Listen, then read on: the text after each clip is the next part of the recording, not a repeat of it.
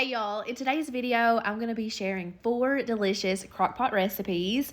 And first up is a new one to us. This is going to be a buffalo chicken chili. This is the recipe that I was the most excited about in this whole video, so I wanted to include it first. But as you can see, I've just added 3 boneless, skinless chicken breasts to the bottom of my crockpot, and I'm just getting that covered with a chili seasoning packet, as well as a block of cream cheese. I didn't even bother softening it first since it's going to cook with the chicken. And I'm also just adding in some chicken broth. Now, this is the key ingredient to the dish. And then some Frank's buffalo sauce. Of course, it doesn't have to be the Frank's, but that is our favorite. And I'm also going to do a few dashes of hot sauce. The Cholula one is definitely up there on my list of favorites, but I didn't want to add too much because of my kids. I'm also going to be adding in a can of corn that I have drained off, as well as some diced celery. I always have a bag of celery in the freezer that's perfect to add to like soups and stews. I did a can of chili beans as well as a can of diced tomatoes. I know I'm talking a little fast, but I will definitely have the recipe linked in my description box if you want to screenshot it. But I've just got that lid added on, and I let this cook on low for 4 hours. So here it is after that time is up, and I'm just going to go in there with my fork and fish out those 3 chicken breasts. Now, you could dice it up if you wanted to, or you could shred it like I did, and I just did that in my KitchenAid mixer because I'm at that point in my life where I do not enjoy standing there hand shredding chicken with 2 forks. So as you can see, I just got that thrown back into the soup. I started really good to make sure that cream cheese was like fully incorporated, but that was it. So very easy and such a great like dump and go crock pot meal. And we topped it with some cheese, and we took these Tostitos scoops and kind of scooped it up like a dip, and it was so dang good, y'all. If you like buffalo anything, you are going to love this. I was kind of worried about the buffalo flavor getting lost with that chili seasoning packet, but it didn't at all. Like, it really pulled through, and it was just such a fun twist to like a regular chicken chili, and I cannot wait to make this during like the cooler months. Up next, I made an Italian pork and veggie meal. This is kind of like a pot roast, except we are using pork, of course. I remember making this recipe years ago and us loving it. I've honestly forgot about it, and it's been so long, I'm not even sure if I shared it on YouTube. But when I got to thinking about what crockpot recipes I wanted to share for this video, this was the first one that just randomly popped in my head, and I am so glad that it did. I just love everything about it, and especially that it just uses very few like simple ingredients. So as you can see, I have just diced up a few russet potatoes that I of course washed and scrubbed first. I sliced up a few carrots, and I went in with some more of those frozen celery pieces. And I do like to go ahead and season the veggies as well. So I just went with some Lorry seasoned salt and black pepper, gave it a good stir to make sure that that was distributed.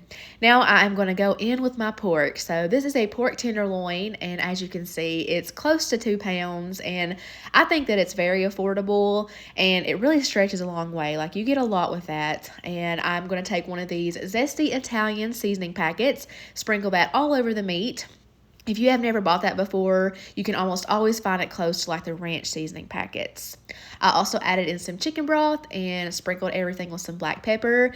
And I let this cook on low for 8 hours. So this is the perfect meal if you work outside of the home, or if you're just really busy and have a lot of errands to run and you're not going to be home. So you'll want to grab you a serving platter. I don't have a fancy one. This is just a cheap one that I have had for years, and I use it for like the kids' birthday parties for like fruit and stuff. But either way, you're going to want to separate your meat and veggies because we're going to be making a gravy. So I added all of that liquid from the crock pot into this small saucepan. I let that come up to a boil on the stove, and I added a cornstarch slurry, which is just some cornstarch and a little bit of water. I honestly should have added a little bit more because this was a little bit on the thin side, but it didn't really matter in the end. I got it transferred to a gravy boat, and we just served it over our like individual servings, and that gravy is what makes this dish over the top. I'm telling y'all, this is so good. The pork turns out so tender and juicy and flavorful. The veggies are cooked perfectly, and we just love that Italian flavored gravy. I highly recommend this one, guys. Next up is another oldie but goodie. This is one of the first successful crock pot recipes I made when I first moved out on my own, and this is one of my husband's favorite meals. I'm not really sure how to pronounce the first word of what it's called, but it's like Chile Colorado Burritos. So normally when I make this, I use like a package of beef stew mix, but as y'all probably know, it's like ridiculously high right now. So I finally found some chuck roast on sale. It was like a buy one get one free deal at Kroger. So I'm just using a chuck roast, and I just chopped it up into small pieces, removing as much fat as I could. You're also going to need a can of enchilada sauce. This one was like 19 ounces, I believe. The old El Paso one is definitely our favorite. And as you can see, I'm just putting that over top of the beef. And lastly, you'll just need 2 beef bouillon cubes. So just 3 ingredients for the meat, and the only time consuming part was just dicing up that meat, which is the first time I have done it this way, and it was 100% worth it. So again, I also cooked this on low for 8 hours so that beef could get really tender, and this is what it looks like when it is done. And now we can assemble the burritos. So I've just laid out a burrito sized tortilla, a couple scoops of refried beans, and then I use a slotted spoon to add on a couple spoonfuls of the beef. So this first one is the only one that I had trouble rolling up, which is pretty much how it always goes when you are trying to film something.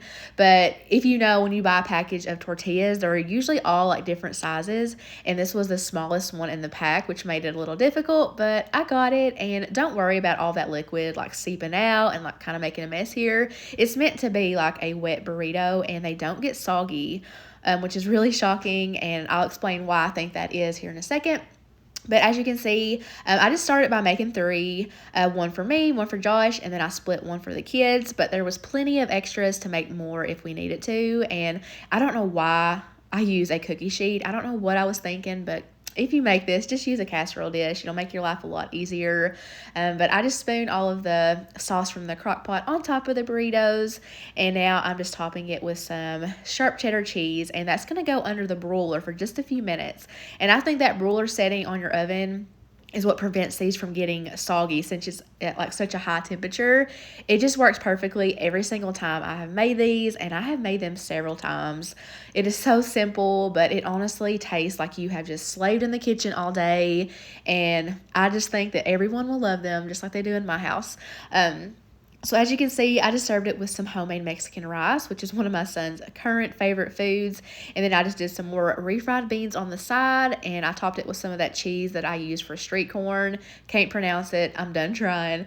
But I also wanted to kind of break into this burrito just to kind of show y'all what the inside looks like.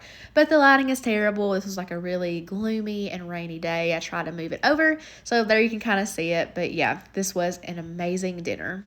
Now we are on to the last recipe in this video, and this one was a new one for us. This is going to be a sweet and sour kalbasa. So the first thing I did was get my peppers chopped up, and I just did that by removing the tops and bottoms first, and then I just kind of went down the side, and I don't really know how to explain that, but you see what I'm doing. It didn't go that smooth. I have just accepted that I'm not the best with a knife. Probably never will be, but all that matters is that I keep on trying. So after I got those like kind of flattened out like that, I went and ran them under the sink to remove the rest of the seeds, and I'm just getting those sliced into thin strips. I do wish that I could have replaced one of those peppers with a green pepper, because those are my favorite, but my local grocery store was out. And also I'm using an andouille sausage instead of the kielbasa, because again, that's just what my local grocery store had. And I did slice that up into thin pieces to really try and make it stretch. And I got both of those dumped into the bottom of my crock pot, following with a can of pineapple chunks, juice and all. That ingredient right there is what intrigued me to make this recipe, because we love pineapples.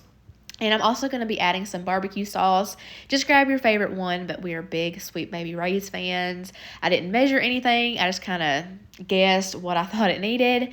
And then I did add in about a quarter cup of brown sugar. So at that point, I went in and gave it just a quick little stir to get everything coated in the barbecue sauce. And then lastly, I'm just sprinkling it with some garlic and onion powder. So I'm going to let that cook on low for about 3 hours.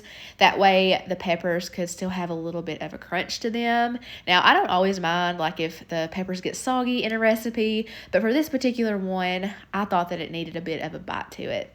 So I'm going to be serving this over some garlic Parmesan rice. It's that same recipe I shared in my last video that we loved so much, and it paired so perfectly with this meal. I loved like the saltiness from the rice with the like sweet dish on top. Now, this isn't the kind of meal that I would make like often just because of its sweetness, but it's definitely one that I am saving and will most definitely make again when we are in the mood for it. But that is all I got for you guys in this video. I hope that at least one of these recipes will make it to your kitchen the next time you pull out your crock pot. If you made it this far in the video, I want to thank you so much for watching. I hope that you all have an amazing weekend, and I'll see you all in my next video.